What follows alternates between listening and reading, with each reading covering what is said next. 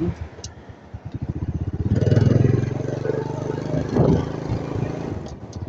้อมาเต็ม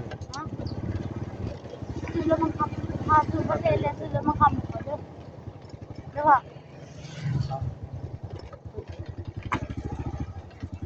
มาเต็ม2 อันเฮ้ยประเทศใส่สัตว์นุ่ม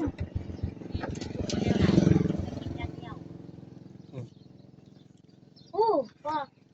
อู้เอายังวางไงใช่ป่ะไปเอาขึ้นมีหยังใส่กรอกบ่เอา2 อัน2ใหม่บ่แม่ก็ต้องเอาซ้ำเอาตัวลูกเดียวอ๋อไอ้ปิ้งส้มมาบ่ไม่ได้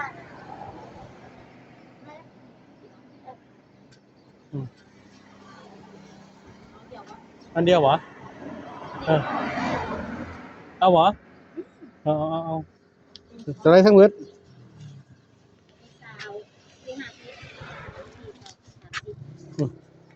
เอาเงินให้เพิ่นหนู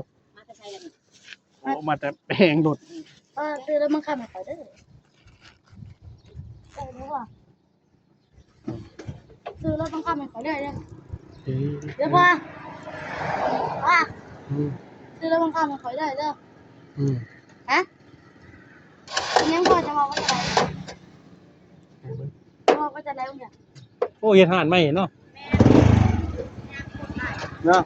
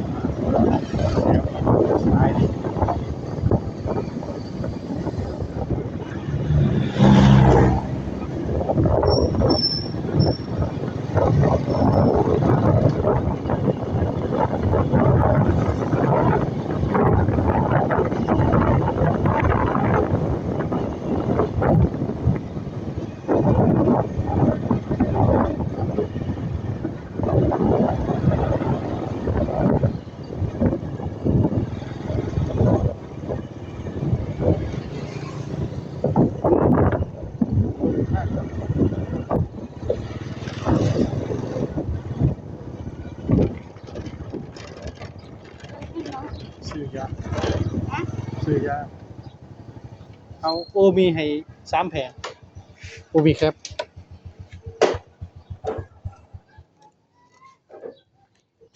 น้ำนุ่มเท่าไหร่เข้าหา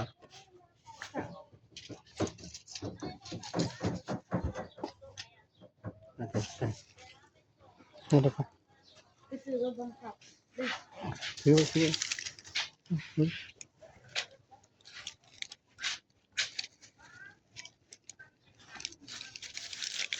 พ่อเขาบอกเลยเคยกินด้วยหมาเป็นซื้อ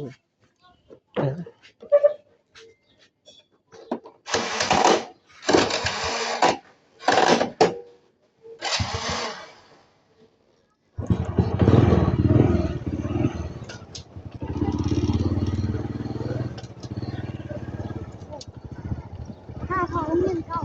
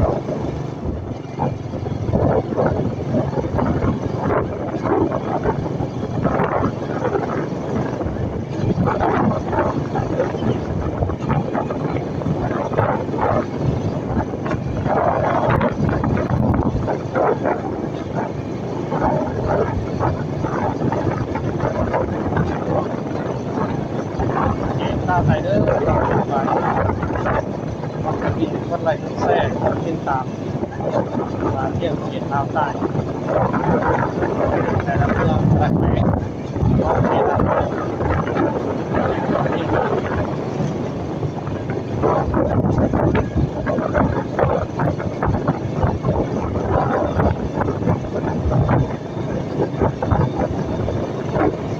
ที่ของลาวใต้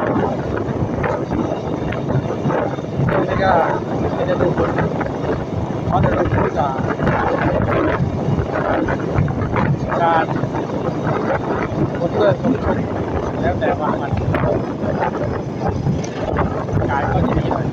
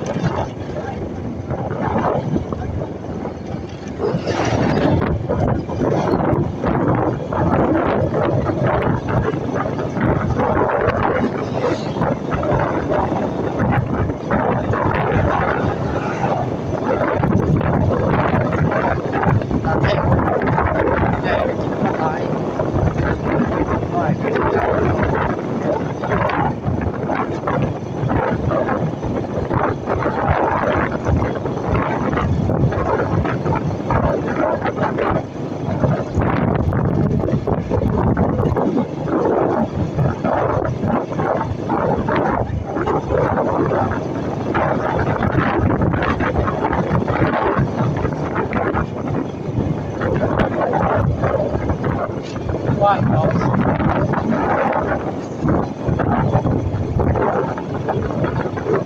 แล้วท่านดูน้ำตาลเราก็จะแล้วตาของของสะพานพื้นที่ลูก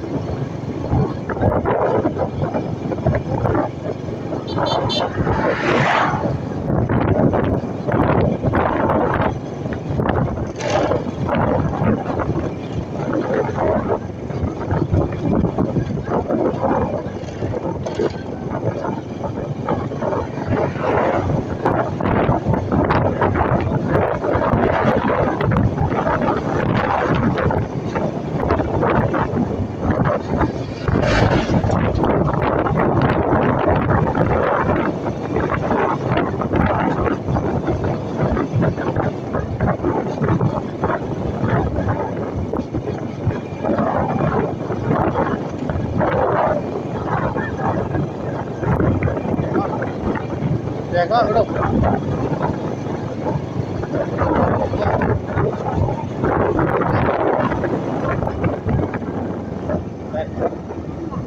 ซื้อครั้งหนึ่งที่ครั้งหนึ่งคือคอร์ส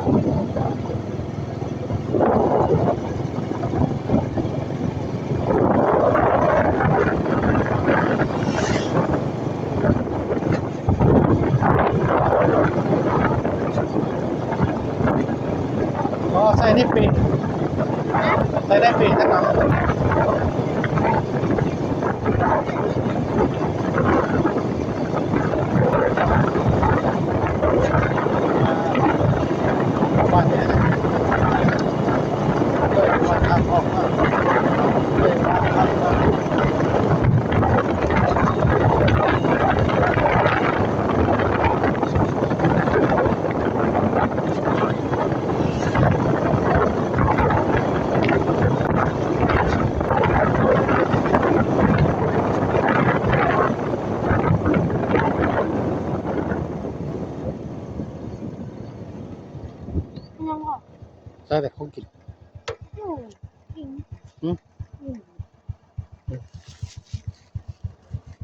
เอาไปยังนี่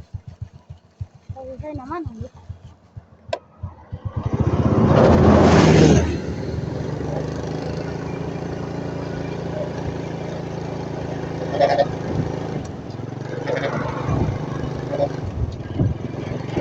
โอ้รถขับเสียเป็นคนหลงทาง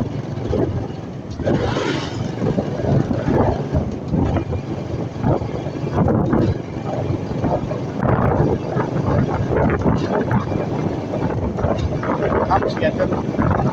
เปลี่ยนไปลูกโอเค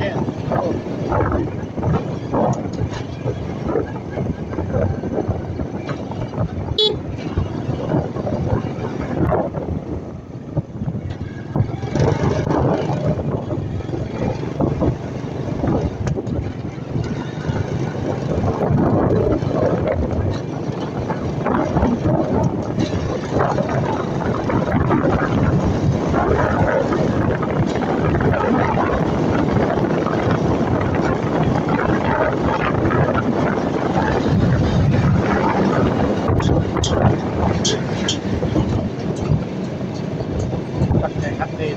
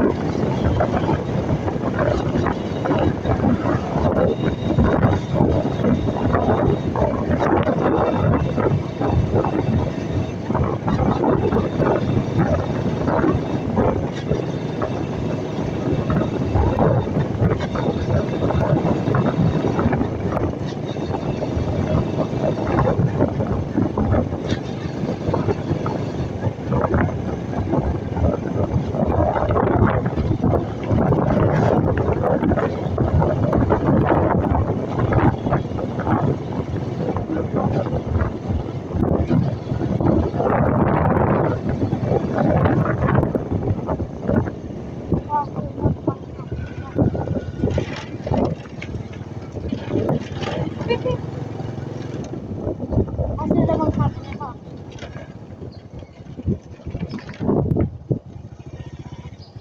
เอาซื้อแล้วบังคับเนี่ย เอา ฮะพ่อเขาไปซื้อแล้วบังคับเนี่ยเด้อดีป่ะ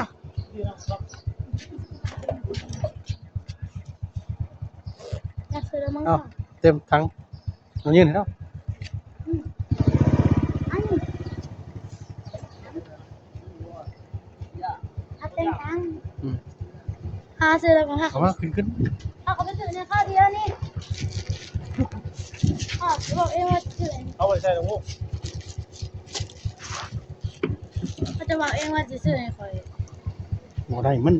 อยากกินข้าวแห้งหน่อยต้น ซื้อให้คอยก่อนข้าวเดียวนี่ก็ได้เอาเลย อ๋อ นี่ซื้อข้าวเดียวไป เงินบ่พอเลยลูก เงินพ่ออยู่ เพราะว่าจะได้เงินไปเปลี่ยนโชครถกับล้านปลายจ้ะ อืม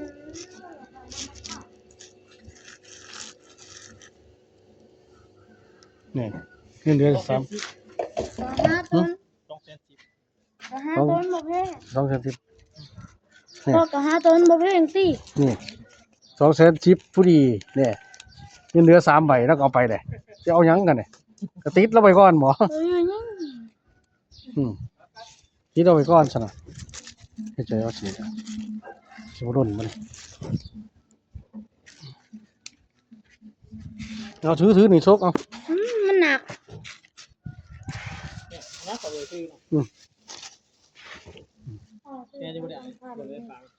เอาซื้อแล้วบังคับนี่ แล้วก็ การบริการเตอร์เข้ามาสวัสดี